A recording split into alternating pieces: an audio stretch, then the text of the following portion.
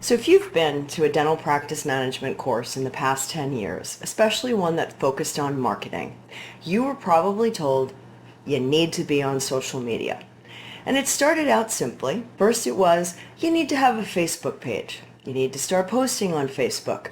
Then somebody said, well, you need to start posting on Instagram too. Then it was, you need to post more frequently. And then suddenly it became, you need to produce all these different kinds of content because we've got to get you noticed because the algorithm is stopping your content from being seen. And suddenly it became this competition between you and social media platforms to beg for that tiny bit of space on their platforms that allowed your content to be seen, in the hopes that a patient might click on it and end up on your website or in your office. And it became a source of stress in so many practices I've worked with. Because the chances are you don't have a full-time marketing or social media person. And even if you do, that person has to stay on top of an ever-changing algorithm. And let's face it, the algorithm is different depending on the platform you're using. Even the platforms themselves are changing. We used to have something called MySpace back in the day, but then Facebook won. Instagram used to be a separate platform. Now Facebook owns it. We're posting videos on TikTok, on YouTube, on a million different places. And it's become impossible for a single team member to try to figure out where to be at what time to make sure your content gets noticed. So I want today to give you permission to let go of that stress. I want us all to breathe in deep and breathe out, I'm done with the algorithms. Because here's a simple fact. You don't own those platforms. And because you don't own them, you can't control them. So we can spin our wheels for days and months and years trying to make sure that our content gets seen while fighting the they that change that algorithm constantly. Or we can look inside and determine that our patients actually spend more time learning about us, determining if our practice is the right practice for them by looking at the things we do own and do control.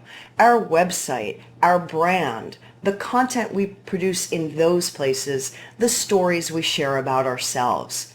So let's take a few minutes to look at those things that you have now. First, let's look at the website. How old is it? And I don't mean when did you first create it, but when's the last time you truly updated it? Not just some new photos, but actually had your web designer or web provider rebuild the site so that it was mobile responsive, so that it looked modern and fresh. If your answer is more than 3 years ago, I'm going to stop you here because it's time to have that conversation with your web provider. A site that's more than 3 years old probably isn't as responsive as it should be. It's probably not showing up on mobile the way it should be. And if it's not doing those things, it's not getting the love from Google. And that's who's going to send folks to your site anyway. So if you are at that more than 3 years out, I'd really like you to have that conversation with your web designer or web provider about a wholesale overhaul of your site to bring it in line with sites that are being built today. Now, if you have redone it within the last 3 years, or maybe even built a new one, let's talk about what's on that site right now. There are key places where a patient can learn about who we are as a practice. Now, we may not like to hear this, but we're all 7 on the internet, so we're drawn to images, we're drawn to videos. I know you've probably got a fantastic bio written about everywhere you went to school and all the accolades you've received. But believe it or not, it's a rare patient who's going to read all of that. So I want you to first focus on your imagery. What do the photos that represent you and your practice look like on your website? Are there clear, bright photos of you, of the team, of the practice itself? Show me your reception area. Show me one of your operatories. Clear up the clutter when you take those photos. I know there's a lot of stuff that we use in doing dentistry.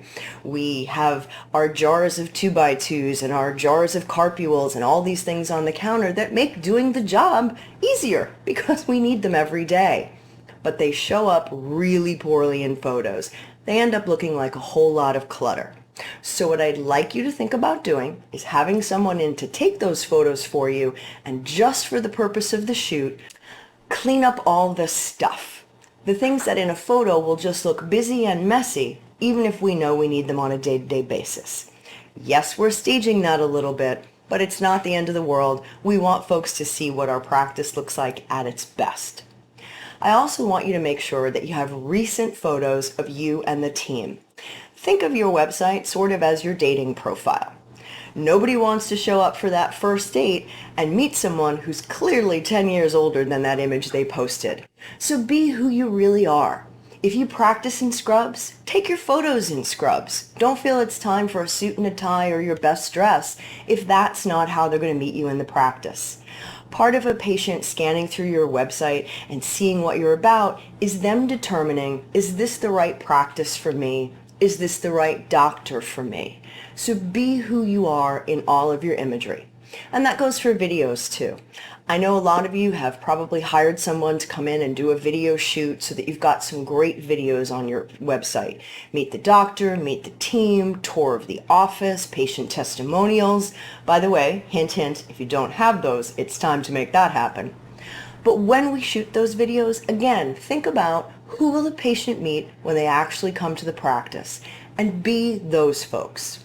If you're an ortho or a pedo practice who's having a fun time every day in the practice, then be that in those videos and in those images. Maybe you're a very serious button-down prosthodontist office. That's not who you are then. I don't need a video of you dancing, because chances are you're not doing that in the practice. But if you are that prosthodontist, go you. Dance your heart out. What I really want you to focus on, though, are these things that you control. What does your brand look like? Does your brand look like the practice a patient's going to meet when they come in? Do the people in the images and videos look like who I'm going to meet when they come in? And when you do share your story, whether that's a statement about your practice philosophy or the bios for the doctor or team, make sure that they're coming from a place of a real human. We regularly hear that word authentic when we talk about marketing, and authentic can mean different things for different people. Not everyone's authentic is the same. And it doesn't mean that you have to share a heartbreaking story from your childhood or pictures of your kids on your site, unless you want to. Again, it's your authentic. But be who you are. When you write the bios, it shouldn't be a full-page ad about everywhere you went to school, every association you belong to, and every award you've ever gotten. I don't diminish those things. They're important, and they're integral to who you are as a practitioner. But I want to make sure that a patient also sees who you are as a person. So maybe we can tell them a little bit about that educational background, but you can also tell them that you go skydiving for fun, or you volunteer at an animal shelter, or that the minute you leave the practice, your life and world is your kids, or maybe even your fur babies when you get home. Make sure you share who you are as a human. Because all of these things, what your brand looks like, what your imagery looks like, a website that is up to date and responsive, will do 10 times the work that trying to figure out what someone else's algorithm wants. So again, breathe in a good deep breath and breathe out a cleansing, I'm going to spend time on the things I own and can control. And those things I can't control, I might just let go. Good luck to you in your marketing. If you need any help from me, my name's Laura J. Nadler. I'm the founder of Working Cat Marketing, and I'd love to hear from you.